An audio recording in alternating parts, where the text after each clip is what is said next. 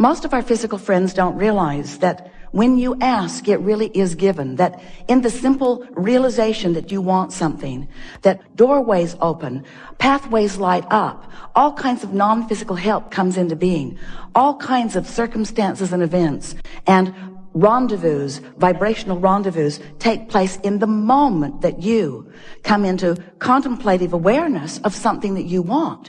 If you could see an aerial view, you would never again worry, because in the slightest wish or hope, and certainly in those stronger desires, pathways light up that are so vivid that those of us who are aware of these pathways wonder why any of you would ever worry. And then we remember that the reason you worry is because you can't see the path. So we want to make you aware of it. We want you to feel the path even if you can't see it.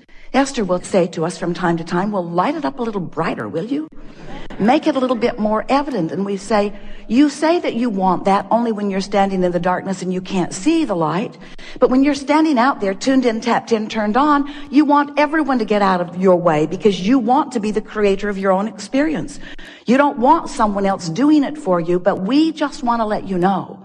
No one else is doing it for you, but you have infinite intelligence helping you along the way. And if you could just be a little less aware of what's not going right now the way you think you want it to be, and a little more aware of what is going the way you want it to be, so that you're tuning yourself to the highest frequency of your highest good, then those pathways would be more evident to you. And we want to stop for emphasis and punctuation. That is what the best of life is about. When you want something and you believe it and you're on your way to it and you're joyfully romping down the path on your way to it. When you go on vacation or you get on a journey, you get out on the road going someplace, you're not there when you first start, but you don't freak out because you're not there. You expect there to be some journey along the way. But we have to say, friends, we love you very much. You know what's coming after that phrase? We love you very much, but you do complain on your journeys. You do. You complain on your journeys, and we take that as a good thing, not as a bad thing. We mean it as a compliment in this sense. At very deep levels, sometimes so deep, at very deep levels, you know things are supposed to work out for you. You do. And when they're not, there is a sort of freaking out that is natural. We understand that. But we want you to know a whole lot is working out before there is a manifestation that you can show to others. And if you can be a little less hung up on the manifestation that you want to show to others and more tuned to the feeling of adventure, to the feeling of joy, don't you just love it when you want something in general terms and you don't exactly know how it will play out? Oh, you've got some ideas about how you would like it to play out. But the reason that you want whatever it is to play out in more detail is because you believe that in the manifestation of it, you will feel better. So, you know how when you want something and it hasn't yet manifested, but you have this general sense of it, and then ideas start to come to you? Don't you like that feeling of idea? Don't you like that feeling of inspiration? You do when that feeling of inspiration is accompanied or allowed on this basic platform within you of expecting good things to come. So if you could just develop a sort of general basis of beingness that goes sort of like this.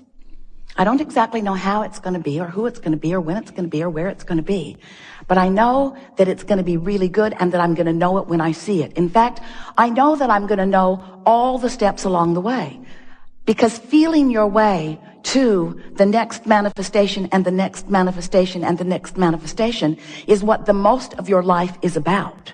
It's not about the manifestation and the manifestation and the manifestation. It's about feeling your way along your way to the next manifestation and the next manifestation.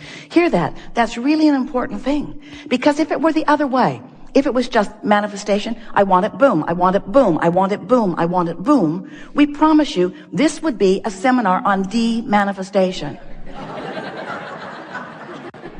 I have 487 cars, Abraham. The oil is seizing up in most of them because I can't get to them every day. I have more property than I have been able to visit. The rats have moved in. I have more stuff than is manageable. That is what you would say to us. There are more people in my life and there are more conversations to have than I have tongue to have them with. That's what you would say to us.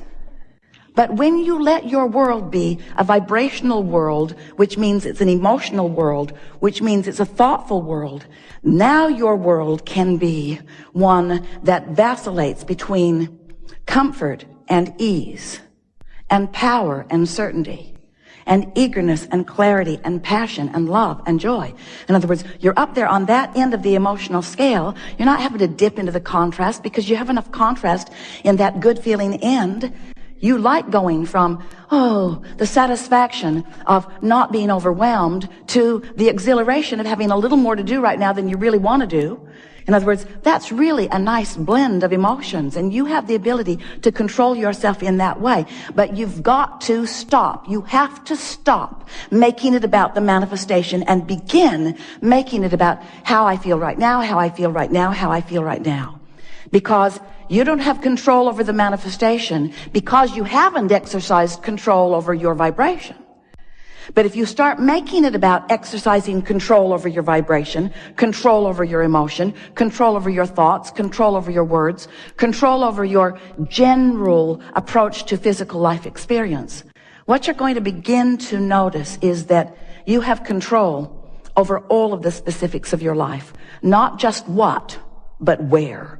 And not just where, but who. And not just who, but when. You get to dictate every single part of your experience. You get to call the shots. You are the only one that ever calls it in, and you're the only one who ever holds it out and keeps it from coming. So do you have any idea? We do. And we're not mocking you. Well, a little. Do you have any idea how many experiences you have called to you that you're not allowing to flow with the ease that is possible? And do you know the one reason why you're not allowing these things, experiences, people, places, events, circumstances, dollars to flow to you in the way that you want? It's because you are fixated on the observation of what is, and you are letting the absence of what you want in your what isness dominate your vibration, set up a vibrational field that holds it apart. So you've got this pull, push, pull, push, pull, push thing going on. I want it, but I want it now, and I want it yesterday, and I want it so much, and the not having of it has me upset. That's basically what your vibration, most of you, we love you so much. But we thought you might like to start this new year off knowing how to create your own reality. Because nobody else is creating your own reality, you see. That's why it's called your own reality. Your own reality. You are the creator of your own reality, which means you are the vibrator of your own beingness, which means you are the thinker of your own thoughts. You are the perceiver of your own world. You are the attractor of your own experience. You are the maker of your own life. You are the uplifter of your own being. You are the magnificent genius creator who came into this physical body with the express intent of mixing it up, of looking around, of identifying what you want, of achieving vibrational harmony with it, and then taking glory, watching with reverence and appreciation and rambunctious zest for life, watching the components of your creation come into place one by one to, in some cases, surprise you, and in every case, delight you to the power and the clarity and the worthiness and the goodness and the readiness and the bigness of that which is you. We love visiting with you. We like so much a group like you gathering together, people all around the world. We're pleased that you're there too. Listening to our rampage of appreciation of the life that you are living. Your life that you are living. But you can't live your life without those like us benefiting from your exposure to your life. Because when you look around and you have experiences and you revel with delight in some of them and you shudder in discomfort at others, in every case, whether you are cringing or applauding, you are focusing energy that is creating worlds. And as you do that, we're all in on it. We get to participate with you. That thrill that you have is our thrill that you are interpreting. But when you feel bad, That's you interpreting the absence of us. Absence isn't the right word because we don't go away. It is your pinching yourself off from the vibration of your source. That is really what negative emotion is. So have you been listening to us for a while? You know about vibration? Pretty much. You understand that law of attraction is the engine that manages all of this, and that it is tuned to vibrational frequencies? Do you understand that everything has a vibrational frequency?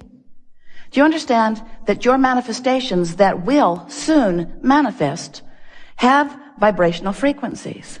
And that if before it manifests, you achieve vibrational harmony with the frequency of it, then it comes to you faster. Do you understand that abundance has a vibrational frequency? Yeah? And can you imagine what it feels like? What would the vibrational frequency of abundance feel like if you were going to put words to it? It would feel like ease. It would feel like freedom to choose, certainly. It would feel like eagerness. It would feel like clarity. The vibration of abundance feels like fresh air. It feels like clear path. It feels unlimited. It feels always flowing. It feels abundant, meaning never ending, always flowing. It doesn't feel pinched off, and it doesn't feel like jealousy, and it doesn't feel like worry, and it doesn't feel like fear.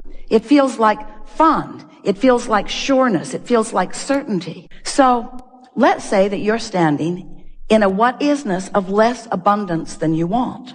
If you can take your attention away from your perceived manifestation of not enough, and you can focus upon something else that feels like fun, or something else that feels unlimited. In other words, you can use subjects other than the subject of money, which may feel like not enough every time you think about it. You can focus upon other things that feel like fun, that feel unlimited, that feel like clarity, that feel like fresh air. You can practice the seed vibration of abundance by staying off the subject if the subject calls something different from you. You see what we're talking about? A while back we said, if you're working on abundance, if abundance is something that is important to you, then take money out of the equation, because there is so much abundance that is abundantly around you that you can tune yourself to the frequency of that. What's something else you want? Usually it falls into a handful of categories. You want money, you want a lover, you want someplace really great to live, you want a body that feels good. So let's say that your intent is for a lover who isn't there. A lover, what does a lover feel like? What does it feel like? What does being in love, what does a lover feel like? What's it feel like? Exhilarated, high. Feels happy, feels high, feels pretty damn good. Feels like well-being, feels like homecoming, feels like security, feels like appreciation, feels like being appreciated, feels effortless, feels like ease, feels natural, feels like desire. In other words, if you can get to the general vibrational reason behind what you want, which is why do I want it? The question, why do I want this thing, will bring to you. Then we know you can begin practicing the vibration of the manifestation that is coming.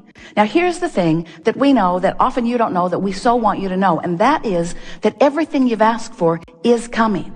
And the only question is, how long are you going to keep yourself from it? That's the only question. So, do you sense that we sense? Do you understand that there is abundance immeasurable, abundance not recognizable by most of you, abundance not yet experienced, let's just put it that way, by most of you, abundance for you, vibrationally queued up, and that all you've got to do, the only thing you've got to do is to practice the vibration of it, and it makes its way to you in so many different life-giving, fun ways.